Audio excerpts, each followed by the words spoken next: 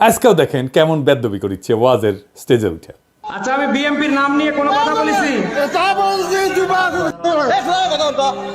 ভাই, আপনি কাকে আমি কি বিএমপির নাম নিয়ে কথা বলেছি?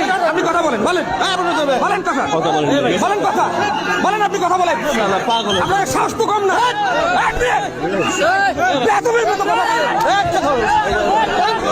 এরপরে বেদবি করতে আসলে ধোলাই দিবেন একেবারে। একটা জায়গায় ধোলাই খেলে না সারা বাংলাদেশে সাইজ হয়ে যাবে। সেদিন দেখলাম ঠাকুরগাঁয়ের বিএনপি নেতা বলতেছে মির্জা ফখরুলের সমালোচনা যদি অযৌক্তিক হয় তাহলে বাড়িঘর থাকবে না। শুনেন, যৌক্তিক সমালোচনা করবেন, আমরা আপনাদেরকে বাহাবা দিব, ধন্যবাদ দিব। মিথ্যা সমালোচনা করবেন, আমরা আপনার প্রত্যেকটা মানুষের নৈতিক দায়িত্বের প্রতিবাদ করেন। কাউকে ছাড়ে দেওয়ার সময় নেই। তবে একটা জিনিস মির্জা আলমগীরকে নিয়ে দিয়ে কথা তুলবে, আঙ্গুল তুলবে, বিশেষ করে এই অঞ্চলে ওর বাড়িঘর আমরা। এ বেড়ার নাম মতিউর রহমান, ঠাকুরগাঁ সদর উপজেলার বিএনপির নেতা। যৌক্তিক আর অযৌক্তিক কেমনে বুঝবে? কে ঠিক করবে? বিএনপি তো ঠিক করবে। আর অযৌক্তিক হলে বাড়িঘরে হামলা করবে। রাজনীতিতে সমালোচনা থাকবে না? সমালোচনা তো থাকবেই, অযৌক্তিক সমালোচনাও থাকবে। সমালোচনা যদি অযৌক্তিক হয় তাহলে সেটা জনগণ ধরতে পারবে না? অবশ্যই পারবে ধরতে। তাহলে জনগণের উপর সে আস্থা রাখতে পারতেছে না কেন? এরা উপজেলার নেতা, এরা তো শিখে বড় নেতা দেখে, তাই না? আগা হাল যেদিকে যায় পিছা হাল সেদিকেই যায়, তাই না? দেখেন বিএনপির এমপি কি বলে, কি ভাষায়। দেখেন, কিছুদিন আগে হারুনরে ধরেছিলাম না, ঠান্ডা ছিল কিছুদিন, আবার এসে কইতেছে ক্ষমতায় থেকে দল গঠন করলে পিঠের চামড়া তুলে নিবে। ভাষা বাদই দিলাম। ক্ষমতায় থেকে রাজনৈতিক দল তো খোদ জিয়াউর রহমান করছেন। হারুন যেই দল করে সেই দলের জন্ম ক্ষমতা থেকে। ছাত্ররা কিন্তু খুবই স্পষ্টভাবে বলছে যে তারা দলে যুক্ত হইলে, রাজনৈতিক দলে পদ ছেড়ে দিবে, উপদেষ্টা পদ ছেড়ে দিবে। তাও ভয় যায় না এদের। সমস্যাটা কই? মানে ওরা কি বুঝে না? মানে ছোটবেলায় কি আয়োডিন কম খাইছিল হারুন, নাকি বেশি খাইছিল? তো বিএনপির নেতাকর্মীরা ইনকা বেপরা হয়ে উঠছে কেন? টাকা কামানোর জন্যে, আর অন্যকে হুমকি দেওয়ার জন্যে। এই দখলের উৎসবে মানুষজন তো টেম্পু স্ট্যান্ড দল বলে বিএনপিকে খোটা দেয়। তো দেখি আসলে ব্যাপারটার মধ্যে কি লুকায় আছে। এর কারণ হইতেছে যে বিএনপির দল চালানোর মতো কোনো একটা আর্থিক ব্যবস্থা নাই। এই যে চাঁদাবাজি আর টেন্ডারবাজির অভিযোগ, তার আসল কারণটা কিন্তু ওইখানে। এই অভিযোগগুলো যে বিএনপি শত্রুরা বাড়ায় বাড়ায় বলতেছে তা কিন্তু না। জামাতের ব্যাপারে চাঁদাবাজির কিন্তু দুই একটা নিউজ হয়, অভিযোগ আসে, কিন্তু এটা বিএনপির মতো ব্যাপক না। কারণ জামাতের দলের একটা ইকোনমি আছে, একটা আর্থিক ব্যবস্থা আছে, তার কর্মীদের পালার মতো। বিএনপির নেতারা টাকা কামায়, কিন্তু টাকার আয়টা তার নিজের। পাচার হয়তো করে না, কিন্তু টাকাটা তার নিজের। এর একটা অংশ তারা হয়তো পার্টিতে চাঁদা দেয়, বড়জোর নির্বাচনের সময় কর্মীদের হাতে কিছু টাকা দেয়। বছরের বাকি সময় নেতা কর্মীরা কিভাবে চলবে, পরিবারের ভরণ পোষণ কিভাবে হবে, কোরবানি কিভাবে দেবে, বাচ্চাদের 2 দিন চিকেন ফ্রাই কিভাবে খাওয়াবে, সে ব্যাপারে বিএনপির কোনো নজর নাই। বিএনপির কর্মীরা নিম্নবিত্ত পরিবারের ছেলে মেয়ে, তাদের নিয়ে, তাদের ভবিষ্যৎ নিয়ে দলের নেতাদের কোনো চিন্তা আছে বলে মনে হয় না। আছে কি? আপনারাই বলেন, করে চিন্তা না? বিএনপির এই কর্মীরা মাঠ পর্যায়ে, তৃণমূলের কর্মীরা বেশিরভাগই ঘরের খেয়া বনের মস্তারায়, কিন্তু সেটার তো একটা লিমিট আছে, তাই না? তাইলে দলের নেতাদের উন্নতি, তাদের আয় রোজগার বৃদ্ধি, তার সাথে সাথে কর্মীদের এবং দেশেরও উন্নতি হওয়ার কথা, তাই না? বিএনপির বেলায় কিন্তু সেটা দেখি না। তো জামাতের বেলায় দেখা যায়, কিন্তু জামাতের বিশাল বিশাল আর্থিক ইনস্টিটিউট তারা তৈরি করতে পারছে। আমরা পরবর্তীতে এটা নিয়ে আলাপ করব। কিন্তু ধরেন বিএনপির ব্যাপারে দেখি, বিএনপির কোনো ইনস্টিটিউট আছে, প্রতিষ্ঠান আছে?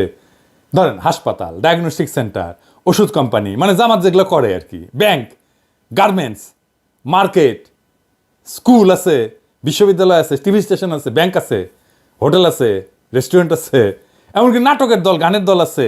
নাই। ইকোনমিক, কালচারাল, ইন্টেলেকচুয়াল কোনো অ্যাসেট নাই। সংবাদপত্র আছে, কুরিয়ার সার্ভিস আছে, আইটি ফার্ম আছে, কনসালটেন্সি সার্ভিস আছে, রিসার্চ সেন্টার আছে, থিঙ্ক ট্যাঙ্ক আছে? নাই। কর্মী থেকে বুদ্ধিজীবী পর্যন্ত কোথাও প্রফেশনালি এনগেজ হওয়ার কোনো ব্যবস্থা নাই বিএনপির লোকদের। বিএনপির কয়টা প্রতিষ্ঠান আছে যেখানে তাদের কর্মীরা চাকরি পায়? বিএনপির শক্তিশালী শ্রমিক সংগঠন কোথায়? জামাত তো বিএনপির চেয়ে ছোট দল। জামাতের যতগুলো হসপিটাল আছে তার তো 10 গুণ হাসপাতাল থাকা উচিত বিএনপির, তাই না? 10 গুণ বাদ দিলাম, জামাতের যতগুলো আছে ততগুলো হাসপাতাল নাই কেন বিএনপির? বিশ্ববিদ্যালয়, স্কুল, কোচিং সেন্টার, সারা দেশে কোনো হোটেল আছে, কারখানা আছে? বিএনপি কর্মীরা কেন স্বাভাবিকভাবে জানে না যে অমুক প্রতিষ্ঠানে গেলে আমার চাকরি হওয়ার কথা? জামাত ইসলামী ব্যাংক তৈরি করছে, ক্ষমতা যাওয়ার অনেক আগে ইবনে সিনা করছে 80-র দশকে। আর একটা কারণ, এই সমস্ত প্রতিষ্ঠান থাকা রাজনৈতিক দলের জন্য খুবই দরকারি, কারণ পার্টির কর্মীদের কাজের মধ্যে থাকা দরকার। শ্রম না দিয়া বিনা পরিশ্রমে অর্থ উপার্জনের যে মানসিকতা, সেইটা খুবই বিপজ্জনক মানসিকতা, এবং এইটা একসময় করাপ্ট হবেই, তাকে করাপ্ট করে ফেলবে। বাংলাদেশের রাজনৈতিক নেতারা, আপনারা কিছু মনে করবেন না, আপনাদের অসম্মান করার জন্য আমি এটা বলতেছি না, এটা বাস্তবতা। আপনার পেশা কি? আপনার আয় উপার্জন কিভাবে হয়? আমি তো কারোই বৈধ প্রকাশ্য কোনো আয়ের উৎস দেখতে পাই না। এটা রাজনীতিতে সবসময় একটা কোশ্চেন মার্ক। বিনা পরিশ্রমে টাকা উপার্জনের উপায় থাকলে দলের কর্মীরা অসৎ কাজে জড়িয়ে পড়ার সুযোগ পাবে। মানে ক্ষমতা আছে কিন্তু কাজ নাই, এরকম মানুষজন বিপদের কারণ হয়ে দাঁড়াবে। তো তাদের মাথায় শয়তান বাসা বাঁধবে সহজেই। আমি পেশার খুব গুরুত্ব দিই। মানে দেখবেন যে ফেসবুকে এসে অনেকে রাজা উজির মারে না, আমি অমুক আমি তমুক, প্রচুর জ্ঞানের কথা বলে। ওর একটা লিঙ্কডইন প্রোফাইল খুঁজে বের করবেন, তাইলে বুঝবেন যে ও আসলে প্রফেশনালি, পেশাগতভাবে সে কি করে, কোথায় করে, কাদের সাথে কাজ করে, তার নেটওয়ার্কের মধ্যে কারা কারা আছে, এটা দেখবেন। এটা খুব জরুরি। আপনি অনেক দেখবেন মানে রিসার্চ আর পিএইচডি অমুক তমুক মেলা কিছু করে ফেলছে, লিঙ্কডইনের কোনো প্রোফাইলই নাই, বুঝছাও? তার মানে ও কিছুই করে না, কিচ্ছু না, বা যা করে সেটা বলতে চায় না সে। বুঝতে পারছেন? এটা যদি চিন্তা করে দেখেন যে বাংলাদেশে সমাজের নিচ থেকে উপরে ওঠার ভালো কোনো রাস্তা নাই। এক প্রজন্মের মধ্যে নৈতিকতার সীমার মধ্যে এক শ্রেণী থেকে আরেক শ্রেণীতে যদি উঠতে চায়, সেটা প্রায় অসম্ভব ব্যাপার। এই বাস্তবে যদি এইটা আপনি করতে চান, তো একটাই মাত্র পথ খোলা আছে, সেটা রাজনীতি। রাজনীতি করে আপনি প্রচুর টাকা কামাইতে পারবেন, আপনার আর্থিক অবস্থা যাই থাকুক না কেন, তাই না? এটা খুব বিপজ্জনক একটা দেশের জন্য, খুবই বিপজ্জনক একটা দেশের জন্য। এই জন্যই বাংলাদেশের রাজনীতি দাঁড়াইতে পারে না, রাজনৈতিক দলগুলো দাঁড়াইতে পারে না, শক্তি অর্জন করতে পারে না। এই সিন্ডিকেট ভাঙতে হবে। কিন্তু রাজনীতিকে একমাত্র পথ হিসেবে যারা দেখে, যারা রাজনীতি শুধু করে, তাদের এই বাস্তবতাটা বুঝতে হবে এবং তাদের জীবিকা নির্বাহের দায়িত্ব নিতে হবে। নাইলে কর্মীরা বিএনপির রাজনৈতিক প্রতিপক্ষদের কোলে গিয়ে উঠবে, অথবা চাঁদাবাজি মারামারি সংস্কৃতি আরো বাড়বে। এই যে বিএনপির লোকেরা, কিছু মনে করেন না, ওরা যে আওয়ামী লীগের লোকদেরকে রক্ষা করলো কি জন্যে? ওইটার স্টেক নিতে গেছে। তারা ওই লোভটা ছাড়তে পারে নাই, ওই টাকার লোভটা ছাড়তে পারে নাই, টাকা পাইছে, তারা রক্ষা করে ফেলছে। বিভিন্ন জেলায় আপনারা দেখছেন না, বিএনপির কাঁধে বেসে আওয়ামী লীগ পুনর্বাসিত হচ্ছে, আওয়ামী লীগকে রক্ষা করছে বিএনপি। কেন রক্ষা করছে? একটা ফাইন্যান্সিয়াল ইন্টারেস্ট ছিল, একটা টাকা পয়সার একটা লেনদেন ছিল, সেই জন্যই রক্ষা করছে। এবং দেখছেন তো, এই যে পেশা না থাকার কারণে, একটা আয় উপার্জনের, একটা সৎ আয় উপার্জনের জায়গা না থাকার কারণে দেশের ভবিষ্যৎ, দেশের রাজনৈতিক ভবিষ্যৎও এইটা সংকটে পড়ে যায়। যে কারণে মানুষ রাজনীতি করে, সেটা অর্জনের জন্য ভালো বিকল্প পথ দিতে হবে। শক্তিশালী পার্টির ফান্ড তৈরি করতে হবে এবং পার্টির একটা আর্থিক ব্যবস্থা তৈরি করতে হবে। বিএনপি চাইলে এটা করতে পারে, শুধু বিএনপি না, নতুন দল যারা আসতেছে তারাও এটা চিন্তা করতে পারে। আমি তো জামাতের বাংলাদেশের ব্যবসা প্রতিষ্ঠানের কথা বললাম, আমরা দুনিয়ার কিছু উদাহরণ দেখে আসি।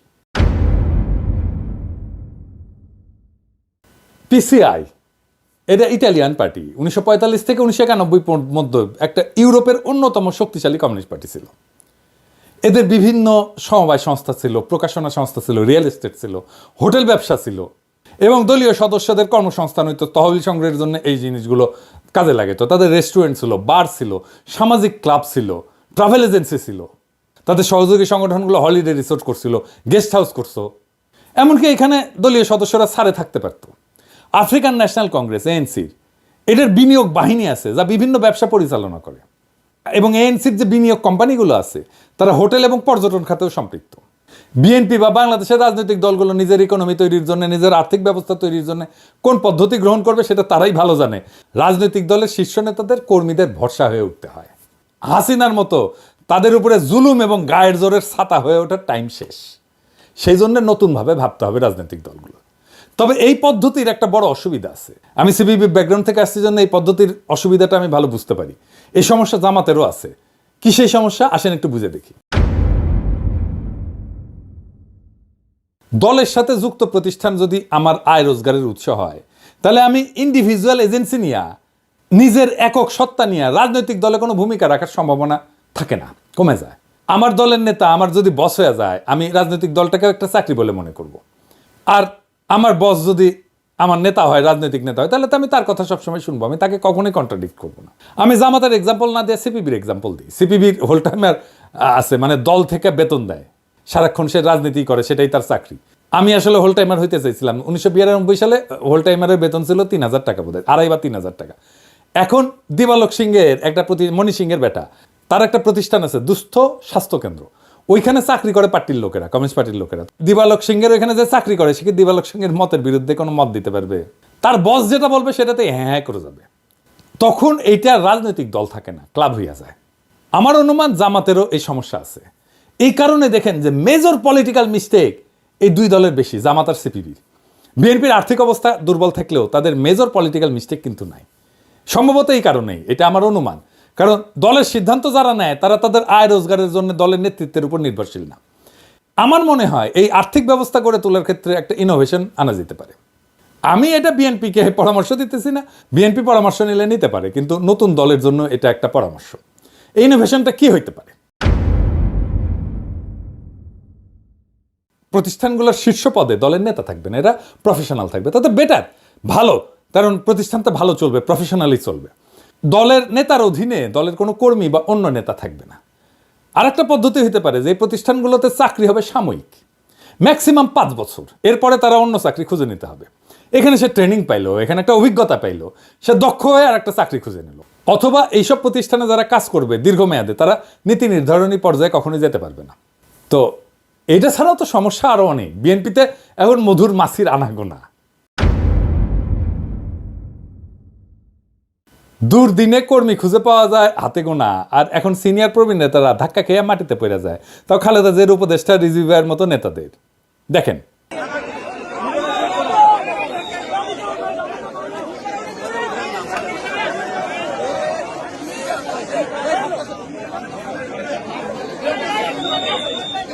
ফুল দিয়া শ্রদ্ধা জানাইতে গেছে, সেটা ভেঙ্গে শেষ।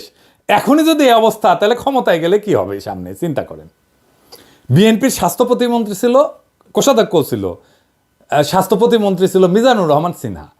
দলের প্রাথমিক সদস্যপদ প্রত্যাহারের পাশাপাশি রাজনীতি থেকেও অবসরে যায় 2020 সালে। ওনার একটা ওষুধ কোম্পানি আছে, একমি ল্যাবরেটরিজ। ওষুধ কোম্পানিগুলো স্বাস্থ্য মন্ত্রণালয়ের অধীনে, ওষুধ কোম্পানি সংক্রান্ত সিদ্ধান্ত নেয় স্বাস্থ্য মন্ত্রণালয়। সেইখানে মিজানুর রহমান সিনহা মন্ত্রী হতে পারেন না, এটা কনফ্লিক্ট অফ ইন্টারেস্ট।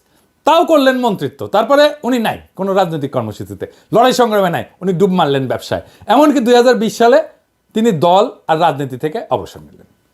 যখন দলের কর্মীরা গুম হইতেছে, খুন হইতেছে, বনে বাজারে ঘুরতেছে, তখন উনি দল ছাড়লেন। উনি না, শুধু আরেক মন্ত্রী মোর্শেদ খান ছাড়লেন দল, আরও অনেকে ছাড়ছেন। পদত্যাগপত্রে মিজানুর রহমান সিনহা বলেন, গত কয়েক বছরে আমার ব্যবসায়িক ব্যস্ততা বাড়া, পাশাপাশি শারীরিক নানা সমস্যা দেখা দিয়েছে।